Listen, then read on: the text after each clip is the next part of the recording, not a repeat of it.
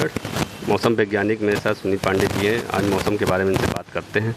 Sir, मौसम देखिए, जिस तरह से सितंबर में लानीना एक्टिव होना था, लेकिन अभी तक वो सितंबर में न्यूट्रल पोजीशन में है, लेकिन आगे इस महीने के लास्ट तक वो एक्टिव मूड पे आ सकता है।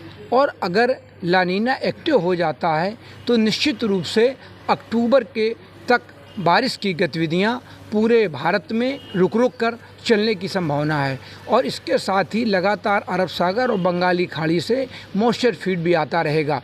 उसके कारण क्लाउड फॉर्मेशन भी होती रहेगी और खंड वर्षा के रूप में बारिश होगी, कहीं होगी कहीं नहीं होगी। दिन में तेज़ धूप निकलेगी, इसके साथ उमस भी बनी रहेगी। ये स्थितियां अभी अक्टूबर 15 तक इसी तरह जो मौसमी मॉडल हैं वो दिखाई दे रहे हैं। इन चीज़ों से किसानों को थोड़ी दिक्कत होने वाली है, क्योंकि 15 सितंबर के बाद सारी दलहनी फसलें और मक्का और सारी सब्जियां, इन सबके अगर बारिश होती है तो इनके कटने में दिक्कत आएगी। और इसके बाद जो रबी की फसलें हमारी होती हैं उसके लिए जो भूमि की तैयारी की जाती है, जब दलहनी फसलें कट जाती हैं तो उसके लिए फिर गेहूं बोने के लिए खेत की तैयारी की जाती है, उसमें भी देरी आने की संभावना है।